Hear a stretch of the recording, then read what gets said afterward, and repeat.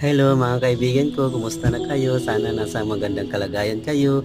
Nandito naman ako, mangungulit sa inyo. Magdasal tayo ha. Salamat sa Sama at sa Anak at sa Espiritu Santo. Amen.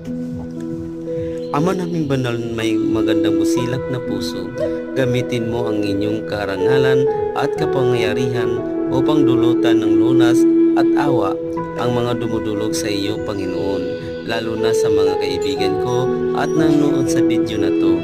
Kasama na rin ang aming mga pamilya, buong giliw itong tunghayan. Kaming iyong mga anak ngayon ay humihingi ng inyong tulong sa lahat ng aming pangangailangan, lalong-lalo na ang biyaya na ibinigay mo sa amin.